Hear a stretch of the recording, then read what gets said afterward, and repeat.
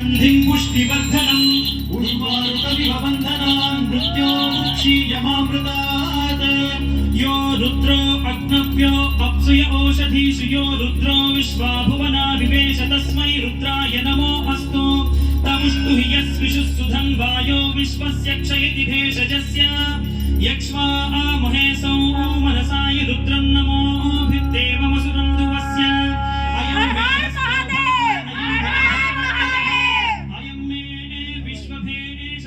शिवाभिमर्शनः ये ते सहस्रमयुतं पाशा मृत्यो मर्त्याय हन्तवे पंडित उपाध्याय क्या विचार किया? कल्याण मस्तु। भाई आजकल आचार्य जी ने नए विद्यार्थियों को लेना बंद कर दिया है। उनका मानना है ना तो लोगों में उतनी आस्था रही है और ना ही उस पर आधारित उज्जवल भविष्य। उनका यह भी मानना है कि आजकल गुरुकुल की दीक्षा एक व्यवसाय मात्र बनकर रह गई है और दूसरी तरफ पंडित मंजूनाथ जैसे लोग जो चाहते हैं उनके गुरुकुल में अधिक से अधिक ब्रह्मचारी दीक्षा लेने आए ताकि वो अपने यश का ढिंडोरा पूरे समाज में पीट सके, जबकि हमारे गांव का प्रत्येक व्यक्ति भलीभांति जानता है कि मंजूनाथ आचार्य जी के यश को सूक्ष्मतम दिखाकर स्वयं उनकी गद्दी पर विराजमान होना चाहते हैं। जहां तक मेरा सवाल है, मैं उस आदमी में ब्राह्मणत्व का एक अंश भर भी नहीं पाता। ओह माफ कीजिएगा, मैं तो अपनी ही बातों में लग गया। कुछ कह रहे थे आप? कुछ विशेष नहीं उपाध्याय, आप तो जानते हैं मैंने 5 संतान की मृत्यु के पश्चात महादेव शिव के सामने क्या प्रतिज्ञा की थी। मेरा आग्रह है आप आचार्य जी को मनाने का प्रयास करें। मैं आज ही उनसे बात करता हूँ। वो हठी ब्राह्मण तो है पर वह मेरी बात नहीं टालती। तुम एक काम करना जी, कल नन्ही को लेकर गुरुकुल चले जाओ। क्या पता मेरे आग्रह करने पर वो इसे स्वीकार कर ले। प्रयास करें उपाध्याय, जैसे भी। चिंता मत करो, अब मैं चलता हूँ। जी नन्ही बदमाश, चल। दीदी, अरे वो दीदी, अरे कहाँ रह गई दीदी? अरे आ रही हूँ ना, क्यों चिल्ला रही है? भूख लगी है, आज कुछ खाने को मिलेगा कि नहीं? रुक लाती हूँ।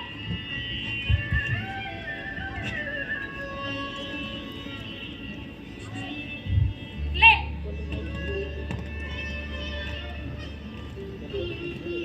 आचार्य, आचार्य, प्रणाम आचार्य। मैं रामेश्वरी। यहाँ किस प्रयोजन से आए हैं? यह है मेरी पुत्री नीलिमा। मैं इसे आपके यहाँ वेद नहीं नहीं, यहाँ किसी और विद्यार्थी के लिए स्थान नहीं है। आप कृपया इसे ले जाएं। किंतु आचार्य, मैं बड़ी आशा लेकर आई हूँ। वो ठीक है, किंतु मैं इसे नहीं ले सकता। मेरे पास पहले से ही कुछ विद्यार्थी हैं और वो पर्याप्त है।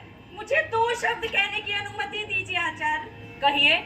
मेरी 5 संतान हुई, जिनमें से एक भी ना बची।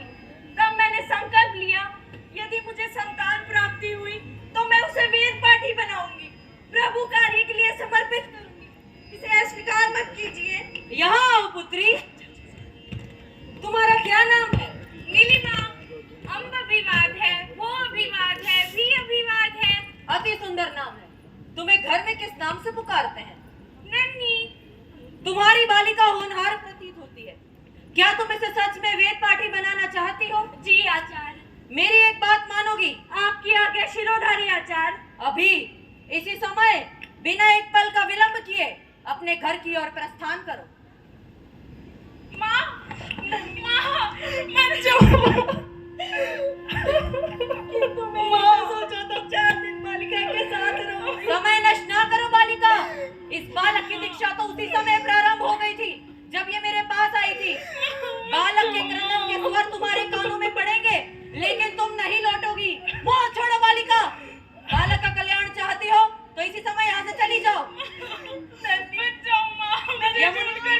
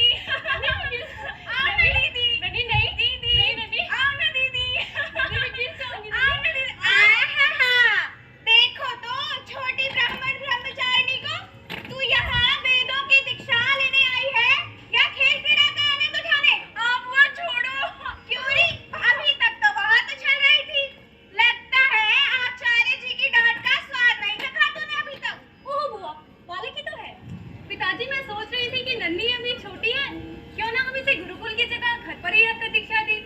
ना तो हमारे घर कोई छोटा बालक है और मैं भी संतान प्राप्ति से वंचित रह गई। ये घर के छोटे मोटे कामों में मेरा हाथ भी बटा दिया करेगी और इसका मन भी लगा रहेगा। अच्छा, पागल है क्या यमुना? ये यहाँ ईश्वर भक्ति का पालन करने आई है। गुरुकुल की बजाय घर में रहेगी तो मोह त्याग कैसे करेगी? क्यों अनजाने कुछ गलत कहा मैंने? गोदावरी, मुझे घर और व्यक्तिगत मामलों में किसी का हस्तक्षेप पसंद नहीं है। अच्छा होगा तुम अपने विचारों और प्रस्तावों पर थोड़ा अंकुश लगाओ। हाँ, मुझे क्या? यमुना, जी पिताजी। तुम्हारा प्रस्ताव मुझे ठीक जान पड़ता है। तुम इसे गुरुकुल की जगह घर में भी रख सकती हो, लेकिन इसके अनुशासनहीनता और उद्दंडता की जिम्मेदार तुम होगी। जी पिताजी। चलो दीदी।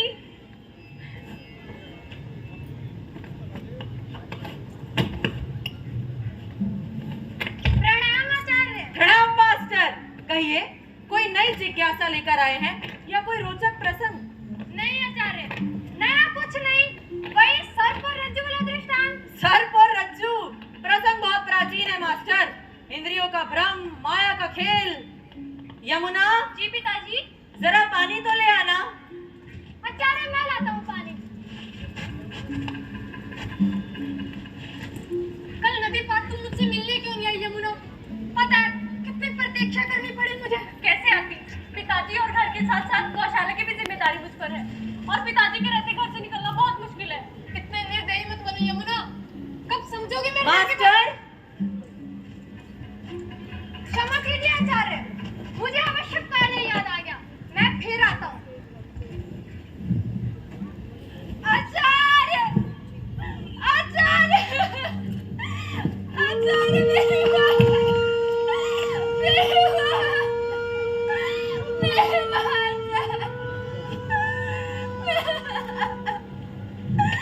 मेरी माँ। जीवन मरण पर किसी का वश नहीं है सावित्री। मन पर नियंत्रण रखो। स्वर्गम गच्छति पुण्यात्मा। मेरी माँ ने मेरे लिए बहुत दुख उठाया। हमेशा दुख, सुख का एक पल भी इसके भाग्य में ना था। मैं चाहती हूँ कि इसे स्वर्ग में सुख मिले। आप दया करके इसका अंतिम संस्कार कर दे आचार्य। अंत्येष्टि का अधिकारी मैं नहीं हूँ सावित्री। इस कर्म के लिए ब्राह्मण तुम्हें खुद ढूंढना होगा। मेरी आपसे केवल इतनी इच्छा है कि आप इसके कान में कोई मंत्र पढ़ दे, इसके मुख में तुलसी का काजल डाल दे, तभी ये सुर जा पाएगी आचार्य। नन्ही, गंगा जल ले आना।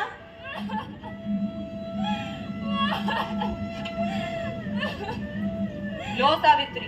नहीं नहीं, ये क्या निश्चय कर रहा आचार्य?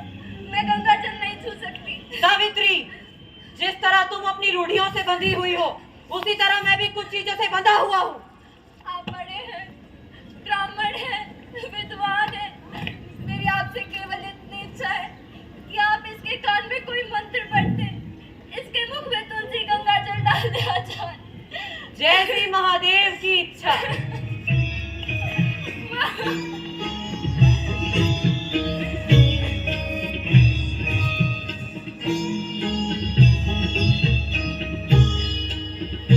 मेरी माँ स्वर्ग जाएगी आचार्य, मेरी माँ स्वर्ग जाएगी। माँ तुम स्वर्ग जाओगी, तुम स्वर्ग जाओगी माँ, तुम स्वर्ग जाओगी माँ, माँ तुम स्वर्ग जाओगी। शिव शिवा, शिव शिवा, शिव शिवा। मंजुनाथ, पंडित मंजुनाथ, मैं तुमसे आवश्यक बात करने आई थी। श्रीकर को भी बुला भेजा है। हाँ हाँ, कहो। पंडित मंजुनाथ, तुम्हारे रहते धर्म रसातल तक पहुंच गया है। हाँ, तुम्हारे पिता शास्त्री जी की तो बात ही कुछ और थी। शिव शिवा, शिव शिवा, शिव शिवा। अरे बात तो बताओ गोदावरी। कली काल और क्या, अब बड़े बड़े ब्राह्मण शूद्रों का अंतिम संस्कार करने लगे हैं। क्या? ये क्या कह रही हो गोदावरी? किसने किया ये अनर्थ? कौन दे रहा है धर्म को चुनौती? किस पापी के हाथों हुआ ये दुष्कर्म? आचार्य और कौन? आचार्य। तुमने मुझे बुलवाया मंजुनाथ? श्रीकर, तुमने सुना क्या हो रहा है? अब अछूत और शूद्र अंत्येष्टि के अधिकार मांगेंगे, विवाह व संस्कार के लिए आग्रह करेंगे। क्यों पहेलियां बुझा रहे हो मंजुनाथ? आखिर बात क्या है? ये बात पंडिताचार्य से क्यों नहीं पूछते?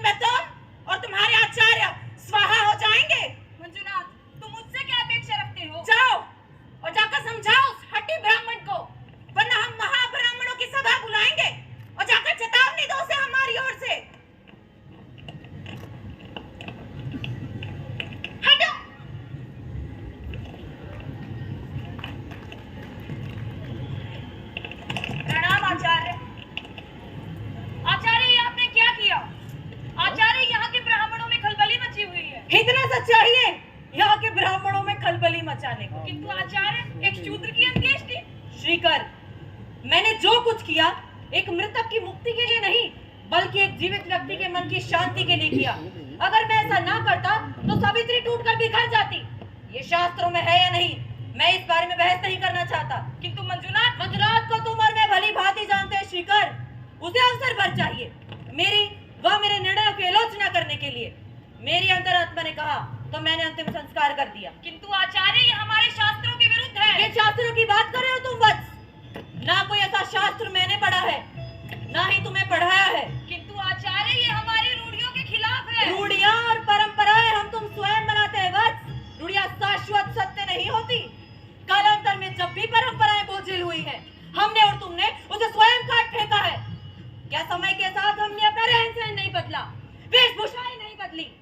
लोगों की शिखाएं कट गई, उत्तरी की जगह कमीज और कोट आ गए, धोती की जगह पतलून आ गई, लेकिन इससे हमारा ब्राह्मणत्व नहीं बदला श्रीकर। ये पहली बार नहीं है जब यहाँ का समाज मुझ पर कुपित हुआ है। जब यमुना विधवा हुई थी तब मैंने उसे बाल काटने से रोका था। हठ और संकीर्णता के कारण हमारे समाज की जड़ें खोखली हो रही है। क्या तुम इन प्रश्नों पर विचार नहीं करते? करता हूँ आचार्य, निरंतर करता हूँ, और मैं व्यथित भी होता हूँ।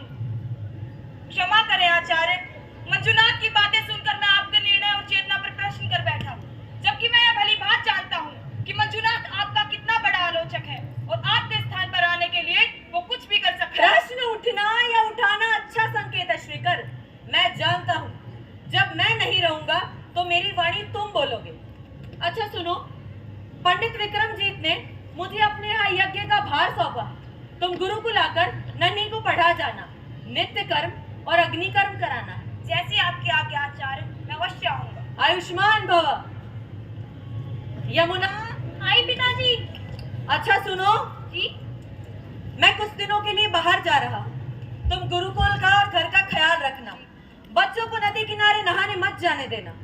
नन्ही, तुम अपना पाठ कंठस्थ कर लेना। नन्ही, अपनी दीदी का ख्याल रखना। जी आचार्य जी।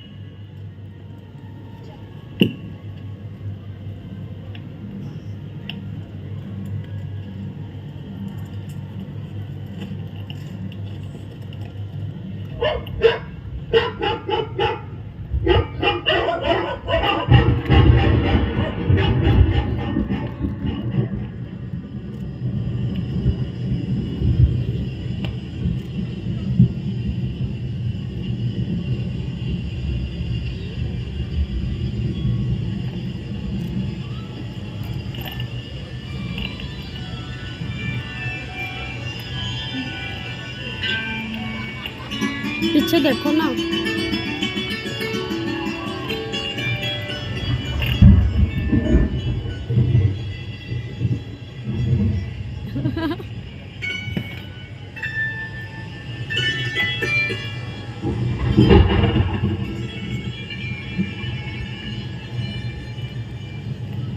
प्रणाम मास्टर।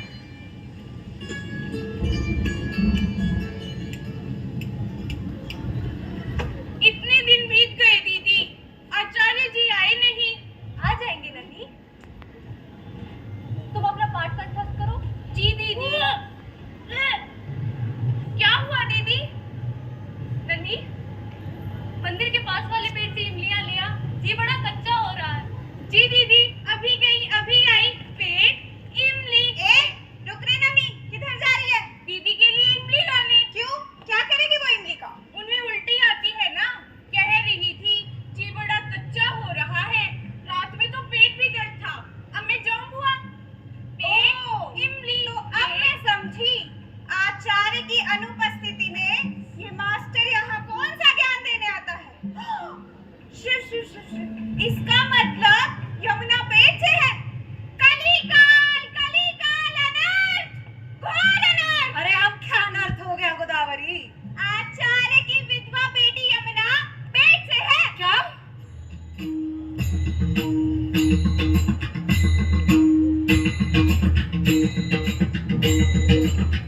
और अब भी तुमसे कुछ ना हो सके ना तो डूब मरो चलो भाई पानी में। श्रीकर, श्रीकर उपाध्याय।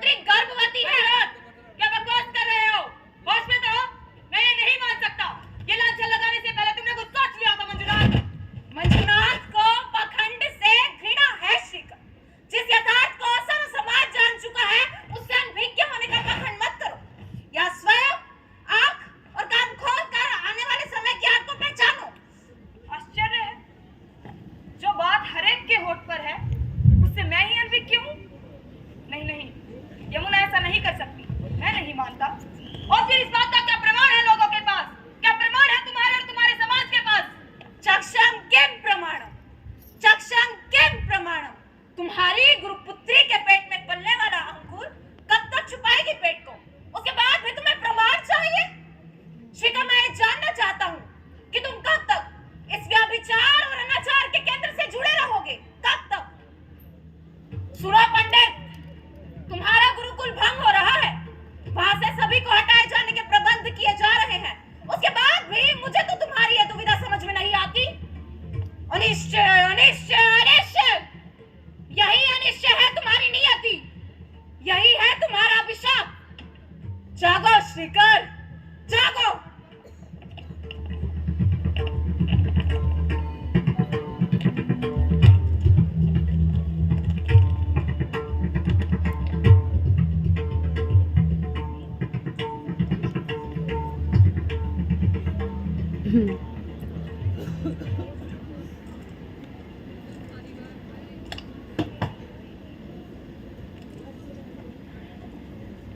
क्या हुआ यमुना? कल रात में तुमने दरवाजा नहीं खोला, क्या हुआ यमुना? कुछ बोलते क्यों नहीं? क्या बोलूं? इस पाप की बीच ने मरना आरंभ कर दिया है, सारे समाज को पता चल गया।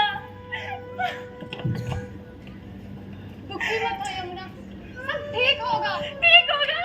कहाँ जाऊंगी मैं? क्या होगा मेरा? तुम्हारा मैं नहीं जानती, पर जो भी हो उसके लिए मैं अपने आप को कभी माफ नहीं करूंगी, कभी माफ नहीं करूंगी। चले जाओ तुम यहाँ से, चले जाओ। मारो,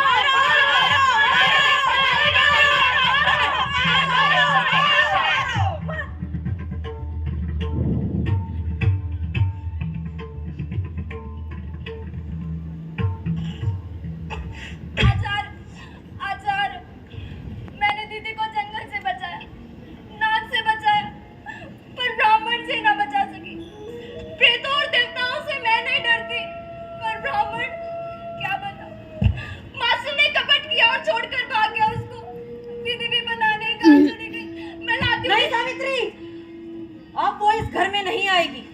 जब वो विधवा हुई थी उसे यहाँ लाना तब यह अनुचित था। लेकिन वो कहाँ? सावित्री, तुम जाओ यहाँ से। आचार्य,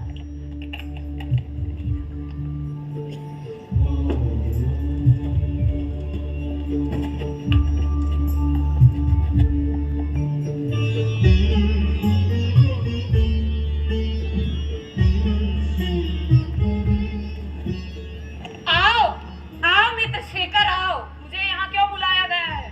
बताते हैं बंधु, बताते हैं। अब धर्म युद्ध की घड़ी आन पहुंची है। तुम्हारे आचार्य को सारे ब्राह्मण समाज के आगे अपना निर्णय सुनाना होगा। देखो मंजुनाथ, तुम्हारी आचार्य के साथ जो भी निजी शत्रुता हो, किंतु इन सब में तुम उनके व्यक्तिगत दुर्भाग्य को क्यों घसीट रहे हो? समाज का नेता बनने के पश्चात कोई भी व्यक्ति नहीं रहता श्रीकर, उसकी कोई भी बात व्यक्तिगत नहीं रहती। तुमने मुझे वचन दिया था, इन सब में तुम यमुना को नहीं घसीटोगे। प्रत्येक दिए गए वचन को निभाना संभव नहीं है श्रीकर। और फिर तुमने भी तो गुरुकुल चलाने का वचन दिया था, उसे स्वयं नहीं तोड़ा। वो तुम्हारी चाल थी, किंतु निर्णय तो तुम्हारा था श्रीकर। अन्न ब्रह्मांड कोटि अन्न परिपालना पूरणा जगत कारणा सत्य देव देव प्रिया वेद वेदार्थ सारा यज्ञ यज्ञोमया। आचार्य, मैं आपका गुरुकुल नहीं बचा सका। तुमने जो किया नीति संगत किया, किंतु आचार्य, मैं मुझे सब पता है श्रीकर। मंजुनाथ के व्यंग्यात्मक बाण मुझ पर निरंतर पहुंचते रहे हैं। आचार्य, सब लोग आपके निर्णय की प्रतीक्षा कर रहे हैं। तुम्हारे आचार्य अवश्य अपना निर्णय देंगे। मर्यादा की दुहाई देने वालों को विदित हो जाएगा कि आचार्य किस धातु का बना हुआ है। आचार्य, उसने हमेशा समाज एवं समाज की मर्यादा की रक्षा की है। आचार्य, इन सब से मुझे भय लगता है। भय ना करो वत्स, भय का सामना करो, यही मेरा गुरु मंत्र है। तुम्हारी सारी झिझक, सारा निश्चय उसी क्षण समाप्त हो जाएगा जब तुम्हारे आचार्य समाज के सामने अपना निर्णय देंगे। श्रीकर, यमुना को दंड देने का दायित्व मैं तुम्हें सौंपता हूँ। ये क्या कह रहे हैं आचार्य? उसके कर्मों का फल उसे भोगना ही होगा श्रीकर। क्षमा करें आचार्य, ये उत्तरदायित्व मैं नहीं ले सकता। नींद आने लगती। इसलिए नहीं कि आपकी बात समाज तक पहुंचाने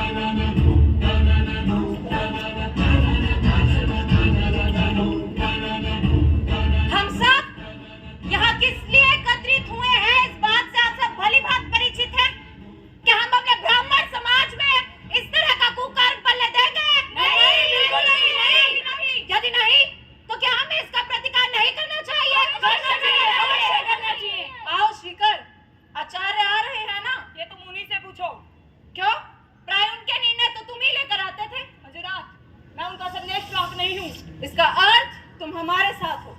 सुनो श्रीकर, आचार्य बनते ही मैं तुम्हें उपाचार्य नियुक्त कर दूंगा। प्रणाम आचार्य।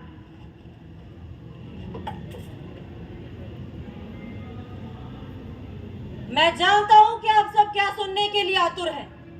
शास्त्र, परंपराएं और नैतिक मान्यताओं का अध्ययन करने के पश्चात मैं अपना निर्णय आपके समक्ष रखता हूं। प्रत्येक व्यक्ति को सूचित किया जाता है कि आचार्य की विधवा पुत्री कलंकिनी और पापिष्ठा है। उसने एक अज्ञात कुलशील पुरुष के साथ अनैतिक संबंध स्थापित किए। उसके इन कृत्यों के सभी पक्षों पर पूर्ण विचार करने के पश्चात मैं आपके साक्ष्य में उसे घट श्राद्ध का दंड सुनाता हूँ। इससे पहले कि आप सब लोग ये निर्णय स्वीकार करें, मैं श्रीकर उपाध्याय इसके सार्वजनिक विरोध की घोषणा करता हूँ।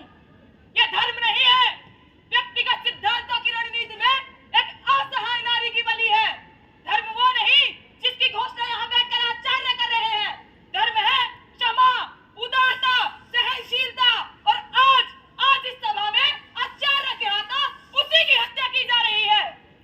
आप सब लोग इस सभा में एक जीवित नारी का घट श्राद्ध नहीं कर रहे, अपितु समस्त ब्राह्मण समाज के घट श्राद्ध को संपन्न कर रहे हैं। मैं श्रीकर उपाध्याय इस सभा का बहिष्कार करता हूँ।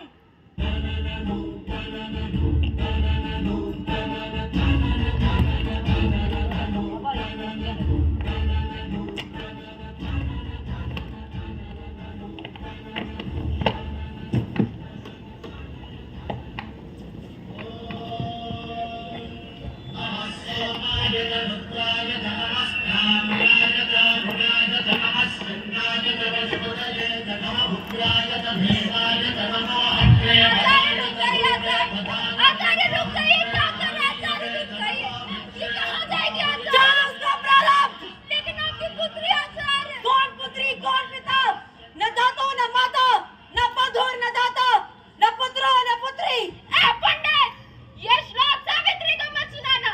छोटी की कब से सुनती आ रही हूँ श्लोक। नहीं चाहिए तुम्हारे मन, नहीं चाहिए तुम्हारे श्लोक, नहीं चाहिए सन्मोक्ष तुम्हारा। अरे ऐसे मंत्रों पर सावित्री थोपती है। जो ब्राह्मण अपनी बेटी को नहीं संभालता, वो चले धन संभाल ले।